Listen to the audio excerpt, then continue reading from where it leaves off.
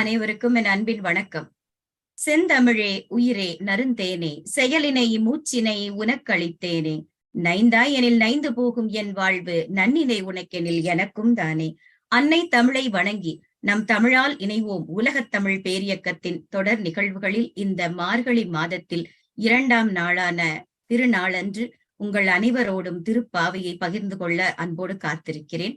இந்த மார்கழி மாதம் சிறப்பாக திருப்பாவையையும் திருவெம்பாவையையும் நம் களத்தில் பதிவு செய்வதற்கு இதற்கு வித்திட்ட நம் தொல்காப்பிய செம்மலப்பா அவர்களுக்கும் அம்புஜம் அம்மா அவர்களுக்கும் பாதம் பணிந்த நன்றியையும் நல் வணக்கத்தையும் தெரிவித்துக் கொண்டு களம் அமைத்துக் கொடுத்த நம் நிறுவனர் தமிழால் இணைவோம் உலகத்தமிழ் பேரியக்கத்தின் தலைவர் கவின்கலை வேந்தர் சிவதமிழ் சீராளர் நம் சத்யநாராயணராஜ் பாலகுரு அவர்களுக்கும் நம் அன்பிற்கினிய துணைத் தலைவர் பெண்ணிய போராளி பாரதி கண்ட புதுமை பெண் எங்கள் அன்பிற்கினிய மதிப்புறு முனைவர் சமூக காவலர் மீனா திருப்பதி அம்மா அவர்களுக்கும் என் நெஞ்சார்ந்த பணிவான வணக்கத்தையும் சொல்லி இந்த நிகழ்வில் எவ்வளவு அதாவது கம்மியான ரொம்ப குறைவான நேரம்தான் உறக்கத்தை மேற்கொண்டாலும் எங்கள் அழகுராஜா ஐயா கூட்டு மாவட்டம் 3 ஆளுநர் அவருடைய அன்பையும் ஆசையையும் வணக்கத்தையும் சொல்ல எங்களுக்கு தருவதற்காக இந்த இணைப்புல இணைஞ்சிட்டாங்க. ஐயா அவர்களுக்கு நில ஒளி வேந்தர் எங்களுடைய புற 400 சுடர் தமிழ் செம்மல் ஐயா புறநானூறு கூறும் வாழ்வியல் 2ஆம் பாகத்தை வெளியிட்ட பெருமைக்குரியவர் ஐயா அவர்களின் பாதம் பணிந்து வரவேற்பை சொல்லி அன்பழகி ஸ்ரீதர் அவர்கள் மாவட்டம் 18/7 முதல் துணை ஆளுநர் என் அன்பு தோழி தங்க மங்கை அன்பழகி ஸ்ரீதர் அவர்களுக்கும் என் அன்பான வரவேற்பை சொல்லி நம்ம நிகழ்ச்சிக்குள்ள போறோம். இந்த நிகழ்ச்சியை யூடியூப் வழியாக கண்டு கொண்டிருக்கும் இனியும் காண காத்திருக்கும் அத்துணை நல்ல நெஞ்சங்களுக்கும் எங்கள் பணிவான வரவேற்பு. இறை அருளால் திருப்பாசுரம் அதாவது திருப்பாவை 2வது பாடலுக்குள் செல்கிறோம். வையத்து வாழ்வீர்கா நாமும் நம் பாவைக்கு செய்யும் கிரிசைகள் கேளீரோ பார்க்கடலோ. வையத்து வாழ்வீர்கள் நாமும் நம் பாவைக்கு செய்யும் கிரிசைகள் கேளீரோ பார்க்கடலோ. பைய துயின்ற பரமன் அடிபாடி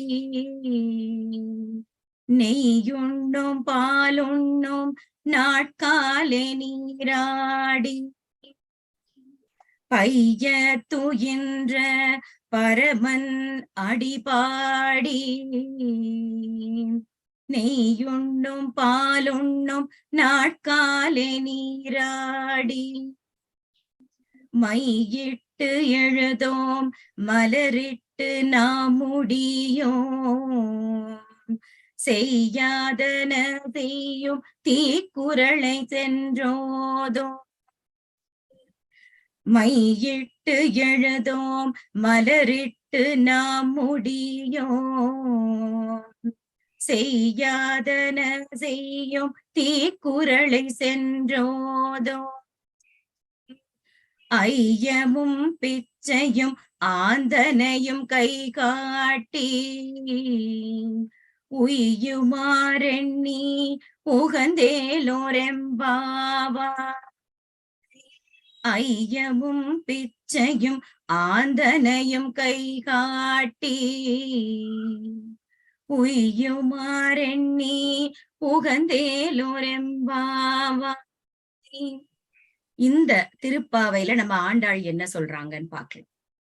பாவை நோன்பு நோற்பவர்களுக்கு இந்த 2ஆம் பாசுரத்தில் சில கோட்பாடுகள் அதாவது விதிகளை விதிக்கிறாள். ஒரு நோன்பில் ஈடுபடுபவர்கள் செய்ய வேண்டியது எது, செய்யக்கூடாதது எது, தவிர்க்க வேண்டியது எதுன்னு தெளிவா சொல்லியிருக்கிறாங்க. செய்ய வேண்டிய 4 விஷயங்கள், தவிர்க்க வேண்டிய 6 விஷயங்கள் என்னென்ன அப்படின்னு சொல்றாங்க இந்த பாடல்ல. நோன்பு நோற்கக்கூடியவர் செய்யக்கூடியது விளக்கக்கூடியது. பாருங்க, தமிழ் மொழியில மட்டும்தான் ஒரே ஒரு பொருளுக்கு இத்தனை வார்த்தை பிரயோகங்கள் நம்ம எடுக்க முடியும். இந்த உலகத்தில் வாழக்கூடிய பேறு பெற்றவர்கள் அதாவது மனிதராக பிறந்தவர்கள் மட்டுமே இந்த மாதிரி வாழ்க்கையை அர்த்தமுள்ளதாக்கி வாழ முடியும். இந்த மனித பறவை மட்டும்தான் நம்ம விரதம்லாம் இருக்க முடியும். எங்கேயாவது விலங்குகள் விரதம் இருந்து நம்ம கேள்விப்பட்டிருக்கோமா? இல்ல. அதுவே நாம் பெற்ற பேருன்னு சொல்றான். வாழ்க்கையில் கடை தேர வேண்டிய வழியை கண்டுபிடிக்கணும். எப்படி இதுல இருந்து நம்ம இந்த பிடிப்பு, இந்த பாச பிடிப்புல இருந்துலாம் வெளியே வரணும், கடை தேறுதற்கான வழி என்ன? திருப்பார் கடலில் கள்ளத்துயில் கொண்டிருக்கும் கண் வளரும் பரமன். கண்ணன் அப்படியே கண்ணை மூடி இருக்க மாதிரி கள்ளத்தனமா கண்ணை மூடி படுத்திருக்கிறாராம் திருப்பார் கடல்ல. அவருடைய திருவடியை போற்றி பாடி நம் பெரியோர்களுக்கெல்லாம் இடுகின்ற ஐயம், துன்பத்தே உழல் வரது. மனித நமக்கு கீழே இருக்கிறவங்க எத்தனையோ பேரு அப்படி துன்பத்துல இருக்கக்கூடியவர்களுக்கு இடக்கூடிய பிச்சை அவர்கள் போதும் போதும் என்று சொல்கின்ற அளவிற்கு இட்டு மகிழ்வோம் அப்படின்னு சொல்றான். நோன்புக்கு செய்ய வேண்டியதெல்லாம் என்னங்கிறத முதல்ல பார்ப்போம். நல்ல தெளிவா கேட்டுக்கோங்க அப்படின்னு சொல்றான். நோன்பு நோர்க்க தொடங்கிய உடனே உடலுக்கு ஊட்டமும் உரமும் தரக்கூடிய நெய்யை உண்ணக்கூடாது, பாலை பருகக்கூடாது. அதிகாலை நேற்று அப்பா அவர்கள் சொல்லிக் கொண்டிருந்தார்கள். எதற்காக அந்த 4 மணிக்கு எழுந்து நீராட வேண்டும், சூரியன் எழுவதற்கு முன்பே எழுந்து எதற்காக அப்படி செய்ய வேண்டும்? விடியற் காலத்தே உடலை தூய்மை செய்து பேணி நல்ல நீரால் குளித்து வர வேண்டும். அதற்கு பிறகு என்ன செய்யணும்? வழக்கமாக நாம் செய்யக்கூடிய கண்ணுக்கு மையிட்டு அலங்காரம் செய்யக்கூடியது, கருங்கூந்தலில் மலர் சூடுவது, அழகு சேர்ப்பது எதையுமே செய்யக்கூடாதாம். இந்த நோன்பு காலத்தில் விலக்கிவிட வேண்டும் அப்படின்னு இந்த கன்னி பெண்களுக்கெல்லாம் சொல்கிறார். இவ்வாறு நம்ம பெரியவர்கள் எதையெல்லாம் செய்யக்கூடாது என்று வைத்தார்களோ அவையெல்லாம் நாம் செய்யாது இருப்போம் தோழியரே அப்படின்னு சொல்றோம். திருமால் அதாவது கண்ணனின் பக்கத்தில் நின்று கொடுமையையும் துன்பத்தையும் தீமையையும் விளைவிக்கக்கூடிய தீச்சொற்கள், அதாவது தீக்குறளை சொல்லாதிருப்போம் சொல்றான். கூறாது இருப்போம். இந்த நோன்பு காலத்தில் இவையெல்லாமே நாம் செய்யணும் அப்படின்னு அந்த தோழியருக்கு ஆண்டாள் சொல்கிறார். பாவை நோன்பு இருக்கவிருக்கும் அந்த சிறுமியர்களை முதல்ல வரவேற்று, அதாவது வையத்து வாழ்வீர்கள் சொல்லி சொல்றா இல்லையா, நோன்பு நோக்கக்கூடிய சமயத்தில் எவை எவை கடைபிடிக்கப்பட வேண்டும் அப்படின்னு ரொம்ப விவரணையா சொல்லி இருக்கிறது. இதுல பைய துயின்றன்னு ஒரு வார்த்தை வருது. அதாவது மெதுவாக தூங்கும்போது அது என்ன மெதுவாக உறங்குகின்றன்னா, உறங்குவது போல் தோன்றினாலும் உறங்காமல் இருப்பது. அதாவது இந்த உலகத்தில் நடப்பவை அத்தனையையும் அறிந்து கொள்ளக்கூடிய ஆற்றல் படைத்தவன் இறைவன் இல்லையா? அப்படிப்பட்ட திருமாலை உணர்த்துவதாக கூறப்பட்டதுதான் அரிதுயில் அப்படின்னு அவனை சொல்றது வழக்கம். இங்கே கொஞ்சம் மாற்றி பையத்துயின்ற பரமன் அப்படின்னு குறிப்பிடுறான். பெருமாள் ஆழ்ந்த உறக்கத்தில் ஆளவில்லை, உறங்குவது போல் இருக்கிறான், கவனித்துக் கொண்டே இருக்கிறான் அப்படின்னு ஆண்டாள் இங்க சொல்றாங்க. ஆந்தனையும்ங்கிற வார்த்தைக்கு பிச்சை பெறுபவர்கள் எனக்கு போதும் போதும் என்று சொல்லும் அளவுக்கு நாம் அவர்களுக்கு கொடுத்து மகிழ வேண்டும்னு சொல்றான். இந்த உலகத்தில் நான் முன்னாடியே குறிப்பிட்டது போல இந்த உலகத்தில் வாழ்வதால் மட்டுமே நம்மால் மனிதர்களாகிய நம்மால் பாவை நோன்பு நோக்கக்கூடிய பெரும் பாக்கியத்தினை, ஒரு வாய்ப்பினை, நல்ல வாய்ப்பினை நமக்கு கொடுத்திருக்கிறான் இறைவன். ஆக நாம் அனைவரும் இந்த பாவை நோன்பிற்காக கடைபிடிக்க வேண்டியவற்றையெல்லாம் சொல்கிறேன் அப்படின்னு சொல்லிதான் இதெல்லாம் சொன்னாங்க.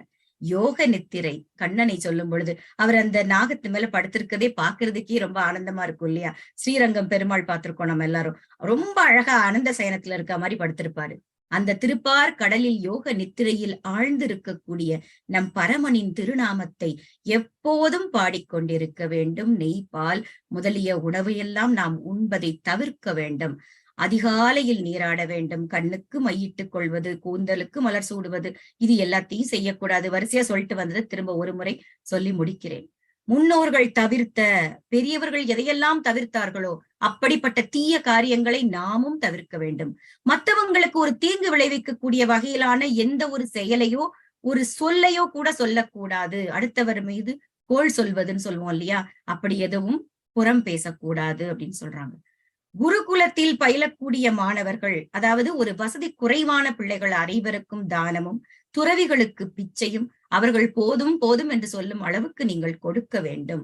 அப்படி செய்த பின்னரும் நான் இதெல்லாம் செஞ்சிட்டேன், புகழத்தக்க செயல்கள் எல்லாவற்றையும் செய்து விட்டேன்னு சொல்லக்கூடாது. நான் இன்னும் புகழத்தக்க செயல்கள் எதையும் செய்யவில்லை என்றும், இன்னும் நான் செய்ய வேண்டிய நல்ல காரியங்கள் செயல்கள் இருக்கின்றது என்ற எண்ணத்துடன் வாழ வேண்டும்னு இதுல ஒரு நுட்பமான பொருள் இருக்கு பாருங்களேன். நம்ம ஏற்கனவே நம்ம களத்துல பல முறை பேசி இருக்கிறோம். ஒரு 10 ரூபாய்க்கு ஒரு டியூப்லைட் வாங்கி கொடுத்தாங்க, ஒரு வெண்குழல் சொல்லுவோம் இல்லையா, கோவிலுக்கு எழுதி கொடுத்தா அதை சுத்தி சுத்தி பேர் எழுதியிருப்பாங்க. இவங்க என்ன சொல்லியிருக்காங்க, இவ்வளவும் செஞ்ச பிறகும் தான தர்மம் பண்ணி ஏழைகளுக்கு உதவி, தீய சொற்கள் இவ்வளவும் செஞ்சுட்டு கூட நான் செய்ய வேண்டிய போக வேண்டிய பாதை இன்னும் இருக்கிறது அப்படிங்கிற எண்ணத்தோடையே இருக்கணும் அப்படின்னு சொல்றாங்க. இப்படி மேலே குறிப்பிட்ட நான் சொன்ன எல்லாத்தையும் செய்ய வேண்டிய செயல்களை செய்து, தவிர்க்க வேண்டிய செயல்களை தவிர்த்து நாம் உய்யக்கூடிய வழியினை நினைத்து பரமனை இந்த நோன்பில் இருந்து அனைவரும் பாடுவோமாக அப்படின்னு சொல்லியிருக்காங்க. இந்த பாடல், அதாவது திருப்பாவை பாசுரம் 2, நம்ம இதுல முக்கியமா நான் கவனிச்சது என்னன்னா, வெறுமே ஏதோ காலையில குளிச்சோம், நீராடணும், மலர் சூடக்கூடாது, கண்ணுக்கு மை எழுதக்கூடாது, எல்லாம் சரி. இறுதியாக சொன்ன விஷயம்தான் எனக்கு ஆழ்ந்து மனதை தைத்தது. என்னன்னா, ஏழை எளியவர்களுக்கு தான தர்மம் எல்லாம் கொடுத்து விட்டு நான் இதெல்லாம் செஞ்சுட்டேன் பறைசாற்றிக் கொண்டு திரிபவர் மத்தியில் நான் செய்ய வேண்டியது நிறைய இருக்கு அப்படிங்கிற எண்ணத்தோடு, தூய்மையான உள்ளத்தோடு வாழ வேண்டும் அப்படின்னு மற்றவர்கள் மகிழ்ந்து கொண்டாடும் வகையில் நம்முடைய நோன்பு இருக்க வேண்டும். இதெல்லாம் செய்வதுதான் நோன்புங்கிறா.